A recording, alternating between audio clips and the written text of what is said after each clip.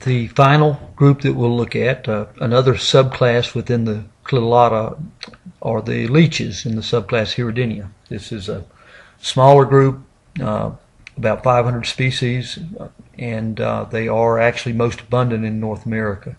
The majority of leeches are found in fresh water. Some are marine, and there are a few terrestrial varieties. They have some interesting characteristics. The body is typically flattened, sort of like the flatworms, although of course these are segmented worms. Body's quite muscular. They typically do not have setae, but they do have suckers usually at the anterior and the posterior end. There are no parapodia. However, there is a clitellum, only present though during the reproductive season. Most leeches have 34 body segments. There are a few that differ, but typically the number is constant. Like the oligochaetes, they are monoecious with permanent gonads.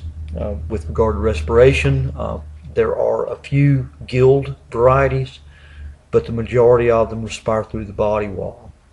We have the impression that leeches are all blood-sucking parasites. That's actually not the case. There are quite a few predatory forms that are aquatic predators on things like snails and insect larvae. Of course, we are most familiar with the ones that are external parasites, usually on vertebrates, particularly turtles. Turtles are often quite heavily infested with leeches. The parasitic forms have a sucking pharynx and strong chitinous jaws that can cut through the body surface. They produce a salivary secretion that has both an anticoagulant and an anesthetic in it. The anticoagulant's actually proven to be quite valuable. Historically and in the present day, we still make use occasionally of leeches, particularly for fine, delicate surgeries like reattached digits or reattached ears. In surgeries like that, it's important to keep blood flow, and the anticoagulants produced by leeches have proven to be valuable for that. Here's a look at basic leech anatomy. Take note of the suckers, anterior sucker and a posterior sucker.